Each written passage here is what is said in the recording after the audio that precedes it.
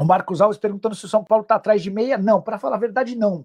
Alguns meias têm sido sugeridos ao São Paulo. E o São Paulo ainda não se empolgou com nenhum deles. Falei sobre o Guilherme Marques, brasileiro que aceita um contrato de risco para jogar no São Paulo. Falei também sobre Yasman Guzmán. Acho até que foi você quem perguntou sobre o Guzmán. O Guzmán foi oferecido ao São Paulo, mas não causou grande empolgação.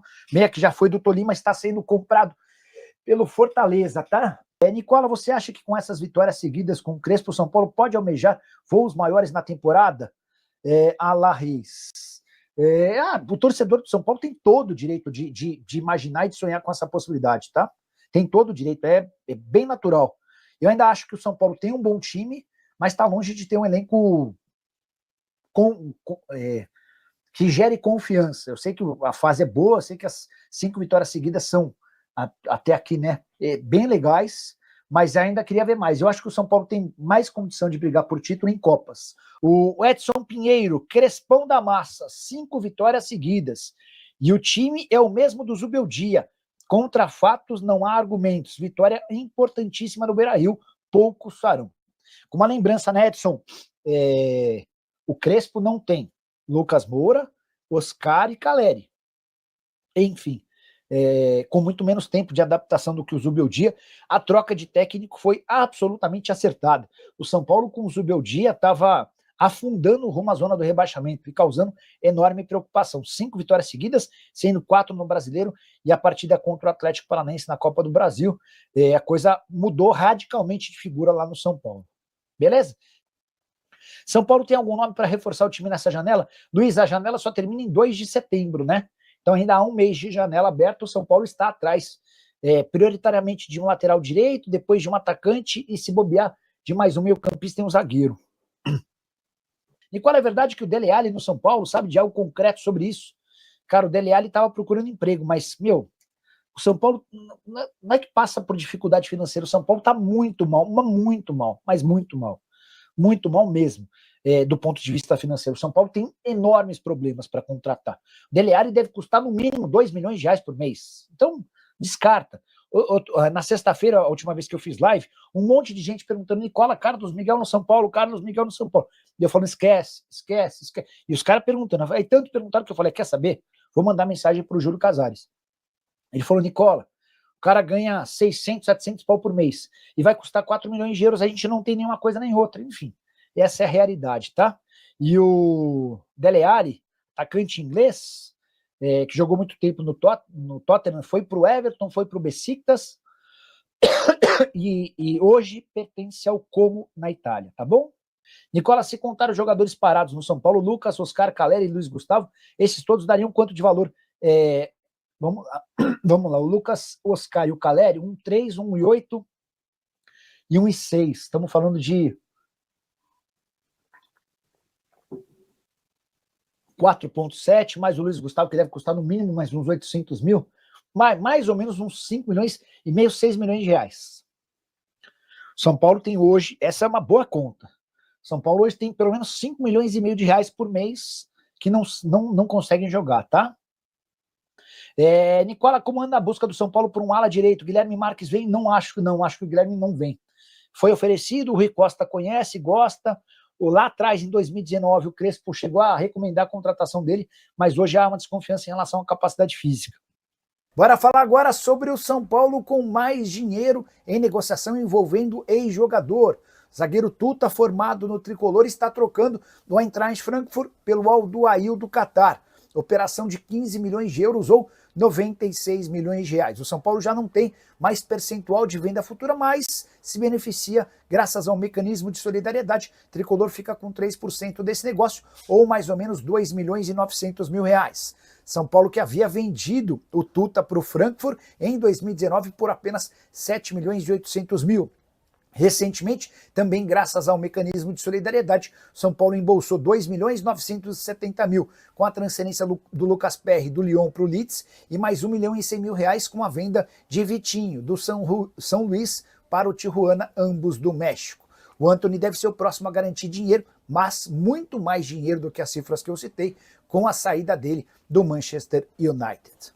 Hora de falar sobre Carlos Miguel. Muita gente na live dessa sexta-feira aqui no canal do Nicola me perguntando se o goleiro ex-Corinthians e que está de saída do Nottingham Forest pode pintar como reforço do São Paulo. Confesso que não entendi absolutamente nada a respeito dessa especulação. Afinal de contas, o São Paulo nunca declarou a disposição de contratar um goleiro.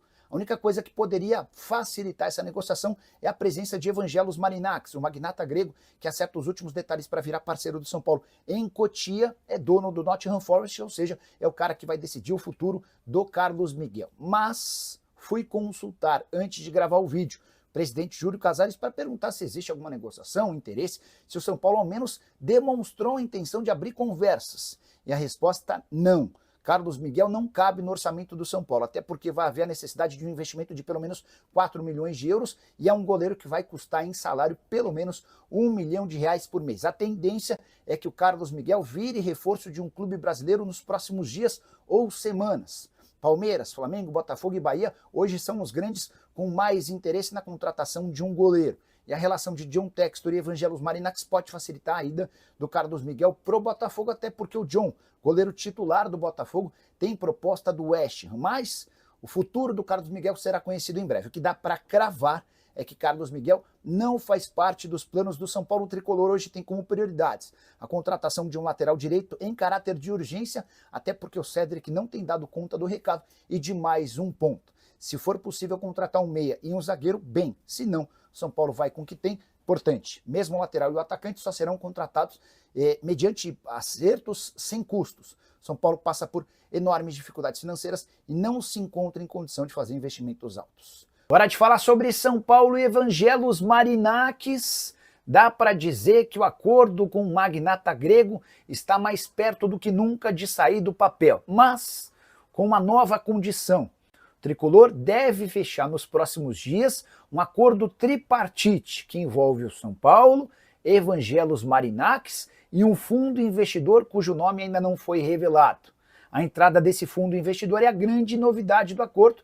Marinakis e São Paulo divergiram em relação a alguns detalhes e houve a necessidade da inclusão de mais um parceiro, que não muda o conceito do negócio. São Paulo segue no mercado em busca de receitas para transformar o potencial da sua categoria de base. Hoje o tricolor entende que tem 75% dos atletas em Cotia do nível C.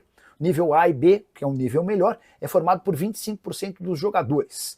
Com investimento externo, o São Paulo entende ser capaz de buscar no Brasil e na América do Sul os principais jogadores de cada categoria, transformando e mudando completamente o seu perfil. Dessa maneira, o São Paulo vai pretender ter 75% dos seus atletas em Cotia de categorias e níveis A e B, e o restante de 25% de atletas de nível C. Dessa maneira, fica mais fácil de obter vendas de atletas quando eles chegarem ao profissional. Então, para vocês entenderem, o São Paulo se utiliza do dinheiro desse fundo para melhorar o nível de atletas nas categorias de base, usa da expertise e do profissionalismo de pessoas que trabalham nos grupos de Evangelos Marinakis para introduzir o profissionalismo em nível máximo na base, e no momento seguinte, quando esses atletas chegam ao time profissional, eles podem performar no São Paulo ou serem vendidos de forma prioritária para os clubes do Marinakis, que é dono de um time em Portugal, outro na Grécia, outro na Inglaterra, e ainda existe a busca por mais times pelo mundo.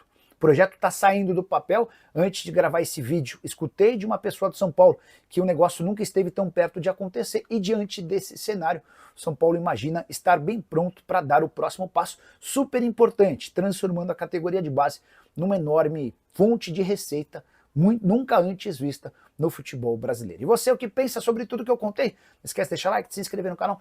Bora falar agora sobre um meio atacante colombiano que já foi especulado no São Paulo e acaba de virar reforço do Fortaleza.